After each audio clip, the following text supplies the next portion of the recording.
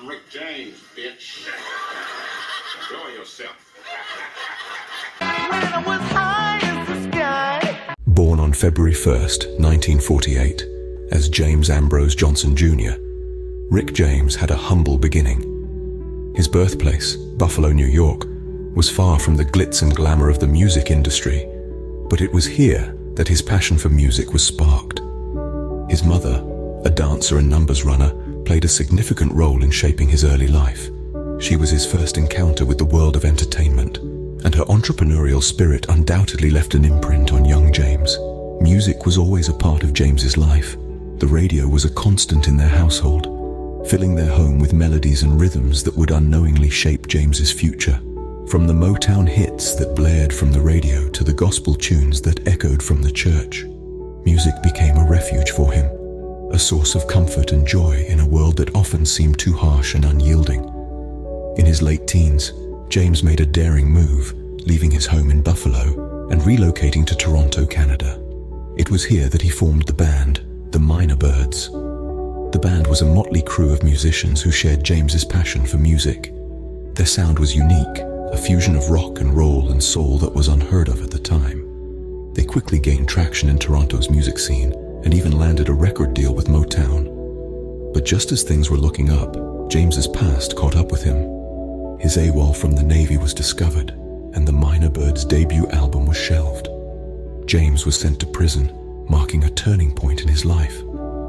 This setback, however, did not break him. Instead, it became a stepping stone, a part of his journey towards becoming the Rick James we all know and remember. The Minor Birds, however, could not release their debut album due to James's AWOL from the Navy, a turning point that led to his stint in prison. After his release from prison, Rick James returned to the world of music with newfound vigor. This period of his life marked the beginning of a musical journey that would leave an indelible mark on the landscape of popular music. In the early 70s, Rick James signed with Motown, a record label renowned for its soulful sounds and iconic artists. His first album for the label, Come Get It, introduced listeners to his unique style, but it was his fifth album, Street Songs, that catapulted him to stardom. This album, filled with vibrant rhythms and infectious hooks, showcased James's ability to blend genres and create an entirely new sound. His most popular hit, Super Freak, was a track off Street Songs that became a cultural phenomenon. The song was an audacious blend of funk, rock, and soul, a combination that was unheard of at the time. James's music was daring and unapologetic, a reflection of his own personality. Super Freak was a bold statement, a declaration that Rick James was here to shake up the music scene, and he did just that. James's music was a fusion of punk, funk, and soul, a genre he christened punk funk.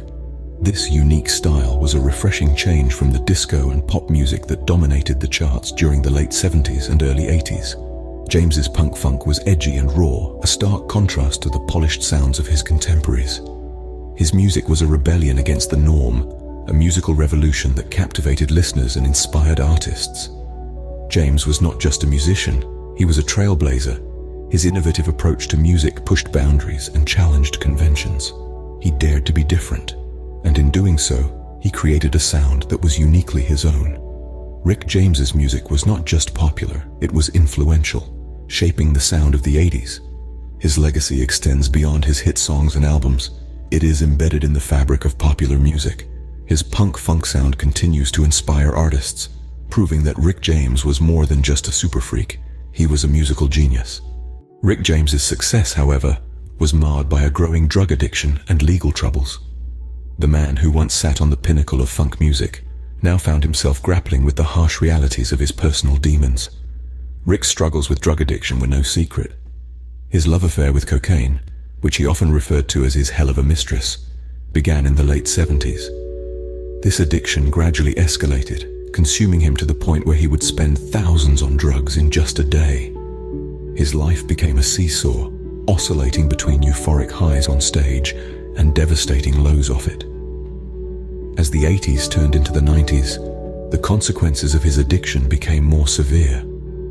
Rick saw his once luminary career overshadowed by a series of arrests. In the early 90s, he was charged with multiple counts of assault. These incidents painted a picture of a man who, fueled by drugs and a volatile temper, had lost control. His legal troubles began to mount. In 1991, Rick was accused of holding a woman hostage, an incident that led to a 2-year prison sentence. This was followed by another assault charge in 1993, further tarnishing his image. His career, once soaring, was now spiraling downwards, his personal life in shambles. But even amidst the chaos, Rick's passion for music never wavered. He battled his addiction, seeking help from rehabilitation centers multiple times. There were moments of clarity, glimpses of the old Rick James, the charismatic performer, the innovative artist. But the fight against addiction is a tough one, and for Rick, it was a battle he fought until the end. The impact of Rick's legal troubles and drug addiction on his career was undeniable. The man who had once been a force of nature in the music industry was now seen as a cautionary tale. But it's important to remember that a person's life is more than their worst moments. Despite his troubles, Rick James never lost his love for music. One of the most intriguing stories from Rick James's career is his infamous feud with the music icon Prince. This feud was like a clash of titans, both larger-than-life figures in the music industry. It all started in the year 1980, when Prince was selected as the opening act for Rick James's Fire It Up tour. Rick James, the king of punk funk, had a style that was raw, gritty, and unapologetically wild. His music was a rebellion against the polished and refined sound of the disco era. On the other hand, Prince, the Prince of Pop, brought a unique blend of rock, pop, and funk, wrapped in layers of sophistication and mystique. Their contrasting styles were a reflection of their strikingly different personalities. It wasn't long before tension started brewing between the two.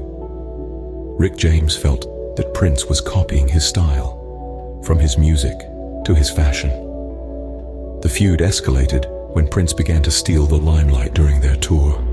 His electrifying performances were starting to outshine Rick James, much to his frustration. One of the most memorable stories from their feud was during a basketball game. Rick James challenged Prince and his band to a game, thinking that he could easily beat them. However, Prince, standing at a slender 5'3", and his band surprisingly defeated Rick James and his team. It was a moment that Rick James would never forget.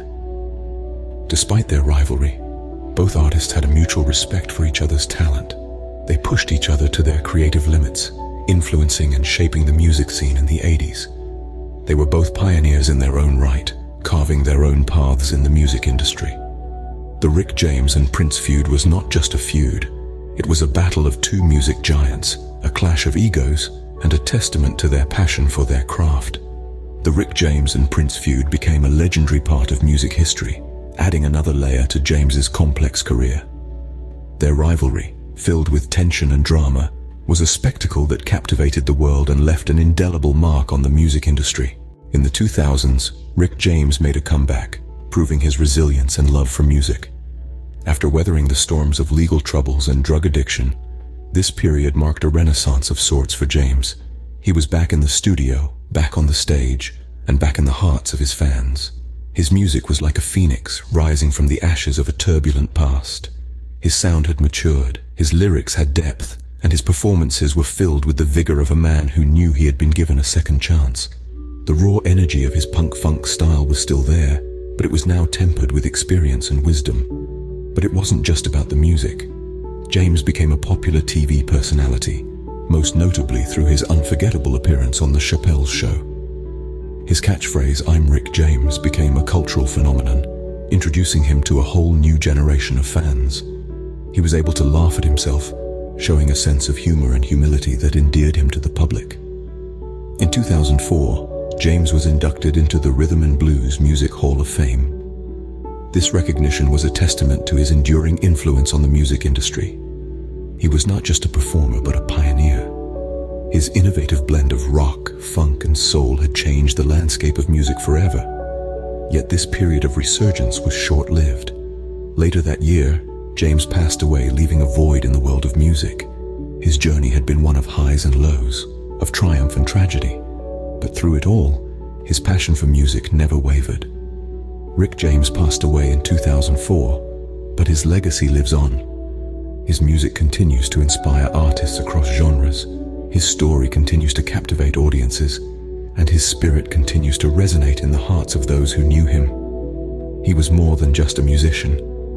He was an icon, a legend, a testament to the power of resilience and the enduring appeal of authentic talent. Rick James's life was not only about music, but also about wild and crazy stories that became a part of his legend. Dive into the eccentric world of Rick James, and you'll find a plethora of stories that seem almost too outrageous to be true. Yet they are, and they add a certain flavor to the Rick James narrative that's as unforgettable as his music. One such story revolves around his wild parties. Rick James was known for his extravagant lifestyle, and his parties were no different. They were legendary, often lasting for days, filled with music, laughter, and a whole lot of craziness. There was no party like a Rick James party, a place where the music never stopped and the fun never ended. Then there was his eccentric behavior. In a world full of eccentric personalities, Rick James stood out like a beacon. From his flamboyant fashion sense to his larger-than-life personality, everything about him was larger than life. He was known to ride around in a custom-made Rolls-Royce, wear outrageous outfits, and even had a pet python that he would often carry around on his shoulders. But perhaps the most memorable aspect of Rick James was his way with words. He had a knack for coming up with memorable quotes that often left people scratching their heads in disbelief. Who could forget his famous line, "I'm Rick James, bitch"? This quote, while crude, perfectly encapsulated his brash, no-holds-barred personality. But let's not forget his infamous encounter with Charlie Murphy, where he famously declared, "Cocaine is a hell of a drug," after recounting a wild night of partying. This quote has since been immortalized in pop culture, serving as a stark reminder of James's wild lifestyle and his struggles with substance abuse. These stories, while outrageous, add another layer to the enigma that was Rick James. They provide a glimpse into the mind of a man who lived life on his own terms, for better or for worse. His life was a wild ride, full of ups and downs. But one thing is for sure, it was never boring. Rick James's impact on music goes beyond his own discography. He was more than a musician. He was an innovator, a pioneer, a force that changed the landscape of music as we know it. His influence on the funk genre is undeniable. With his pulsating rhythms, infectious beats, and electrifying performances, he took funk from the sidelines and brought it to the forefront of popular music. Rick James's unique blend of rock, soul, and funk, which he dubbed punk funk, was revolutionary. It broke down barriers, crossed genres, and defied conventions. His music was bold, audacious, and unapologetically Rick James. He gave us anthems like Super Freak, Give It To Me Baby, and Mary Jane, songs that are just as vibrant and relevant today as they were when they first hit the airwaves. But perhaps the most telling testament to Rick James's musical impact is the number of artists who have sampled his work. From hip-hop legends like MC Hammer and LL Cool J to contemporary artists like Kanye West and Jay-Z, Rick James's music has found a new life and a new audience in the tracks of these artists. His music has been sampled in over 100 songs, proving that his sound, his style, his signature is timeless. And let's not forget his impact on popular culture. From Dave Chappelle's hilarious "I'm Rick James" skit to his induction into the Rhythm and Blues Music Hall of Fame, Rick James's influence extends far beyond the realm of music. He was a cultural icon, a symbol of a certain kind of freedom, a certain kind of rebellion, a certain kind of funk. Rick James, the super freak, the punk-funk pioneer, continues to influence music, even years after his passing. His music lives on, his legacy endures, and his spirit continues to inspire. Rick James may be gone, but his music, his impact, his influence will never be forgotten.